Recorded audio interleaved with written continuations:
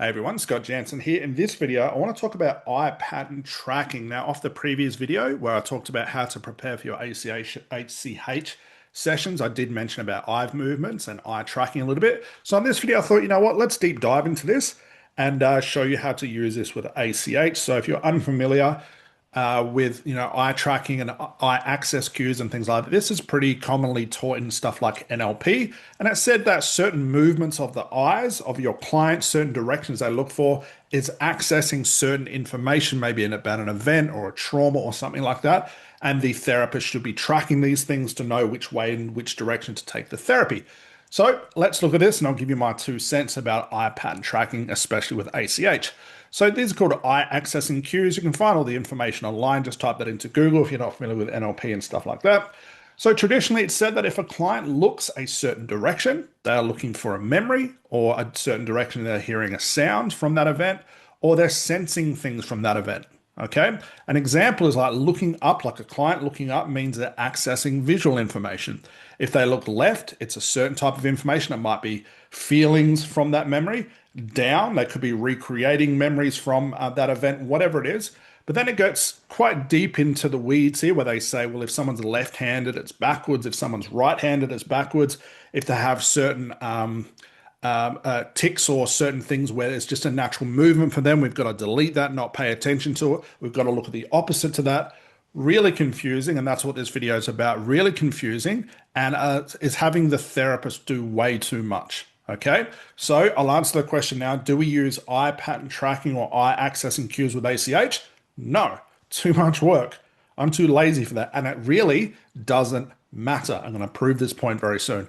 So like I said, traditionally, if a client is looking up, it might mean they're accessing visual information.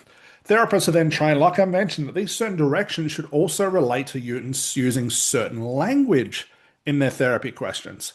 So if I'm asking my client questions and I always see them looking up and to the right, so let's just say, for example, that means they're accessing visual information from the trauma.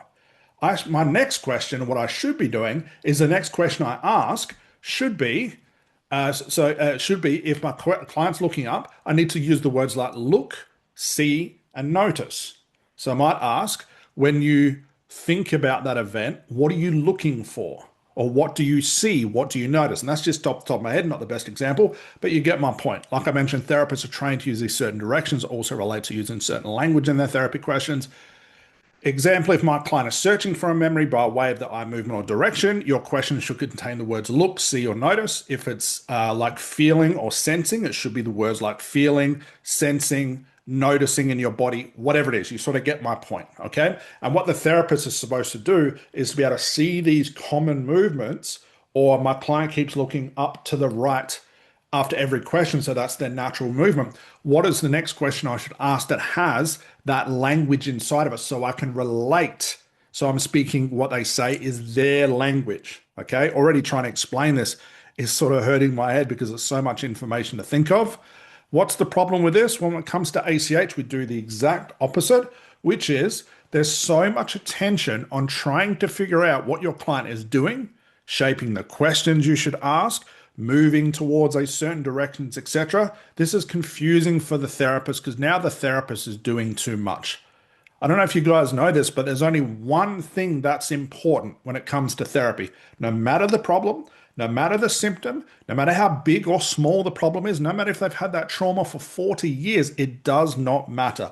And there's only one thing you need to pay attention to.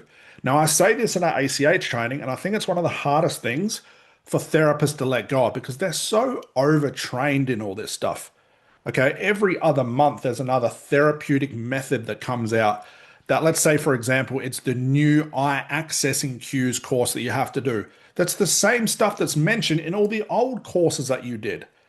I've seen lately that the new versions of scripts, you now have AI to create hypnosis scripts, but it's just the same thing you can read for yourself and create for yourself. It's nothing new, but therapists get so overly trained in all this stuff, all the little nuances, then when they sit down in front of their clients, they're doing the same thing they've always doing, trying too hard, trying to prepare the sessions, trying to move the client through a direction they want them to go, believing in their symptoms, spinning around the symptoms, putting too much effort in, and all that ends up happening is the therapist talking at the client and hoping it's going to work. So if you're doing all of these things, especially with eye accessing cues and all the little nuanced trainings that you can do, it's so much attention trying to figure out what the client is doing. You're shaping the questions based on what you can see from your client, and it's moving towards a direction that you want your client to go instead of letting it happen naturally. Confusion for the therapist doing too much. That's why therapists sit in front of their clients with folders and folders and folders of pieces of paper. Why? Like I mentioned, there's one thing you need to do, and only one thing that's important, not just for ACH, but therapy in general. It's this right here. All that matters is the conscious response or the unconscious response, not the language or the direction of my search, of that search. If my client keeps looking up to the left and slightly to the up and then slightly to the right, I don't care. If they keep looking down, I don't care.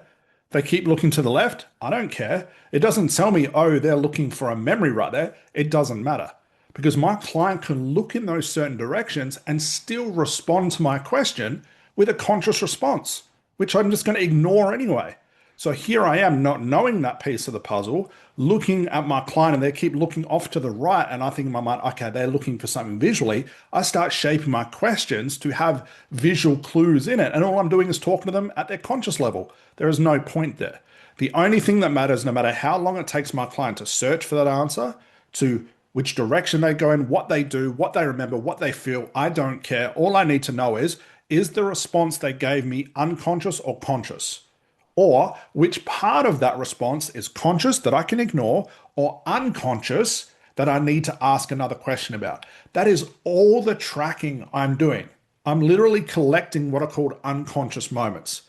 If my client gives me a response that has 10 words in it, okay, from that 10 words, 6 of those were conscious, but 4 of those were really unconscious. Well, all I'm going to focus on is those 4 words, and I'm going to ask another question about that part of their response. And I'm going to do it for the same response for the next one, the next one, the next one. And that's all I'm doing as a therapist. We call this tracking unconscious moments. Eventually, they go so deep into an unconscious search to look for more responses because I'm asking them questions about what is unconscious to them that they fall into this big depth hypnotic search thing and they don't come out. Their eyes close and they sit there for 20 minutes sorting their own problems out. We call this baking in the oven. Like you put a cake in the oven and let it bake. When my client's in that place, I tell the ACH students, let them bake. Don't say anything. Just make sure it's safe for them. That's it. Let them go. They could sit there for a whole hour without saying anything. As long as they're safe, let them do the therapy on themselves. But you look at more traditional stuff, and the eye pattern tracking, eye access and cues is really just a metaphor for all these little intricate courses you've got to do, these little add-on courses that everybody does, and they end up with 50,000 certifications on their wall and they still can't do therapy. It's doing too much. The focus is on the wrong thing. We've got to keep the main thing, and the main thing is what is an unconscious response and what is a conscious response. If you can do that alone, your sessions will be lightning quick. But if you're having to sit there with folders and scripts and preparation, no wonder it's taking you so long. It doesn't matter. People say, well, Scott, you can't cure trauma in one session. Why not? It's been done before. It's been done thousands of times. We've done it in an ACH training and it's worked every single time. So it doesn't matter whether the problem's big or small. Sessions can happen really, really quick. But what takes so long and why people have formulated that excuse and that response and that conclusion is because they believe it to be like that. And they're talking too much. They're doing too much. I'm a very lazy therapist because I know the unconscious mind can happen and change very, very quickly. I know those unconscious moments can happen very, very quickly. My job is just to monitor them and see which direction they're taking my client, and I just follow along with it. Why would I tell the client's unconscious mind which direction to go when I know them, I know they know them better themselves, and the unconscious mind knows that person better than I do? So eye pattern tracking, waste of time. The scripts, like I've mentioned, waste of time. The deepeners, waste of time. Prepping for sessions, all these little nuanced courses, all a waste of time because they're all teaching the same thing. Doesn't matter who was trained in it, guys. Who's training you? Look back. You've probably learned it a million times before. All that matters is, can you tell the difference between an unconscious response and a conscious response? We all know that clients' problems exist in the unconscious mind. We all know that the result they're looking for is in the unconscious mind. Therefore, by definition, we just have to find out when is the information unconscious and when is it not. If it's conscious, ignore it. If it's unconscious, jump onto it and keep asking questions about that. And you will get to that therapeutic breakthrough you're trying so hard to force out with all these little nuanced courses. Okay. So it's a long-winded way for me to say, no, we do not use eye accessing cues. It doesn't matter if your client's looking left, right, up, down, off to the side, north, south, east, west. It doesn't matter. All that matters is what's coming out of their mouth, which is the response. All right, guys, hopefully that was informative. I'll see you in the next video. Bye for now.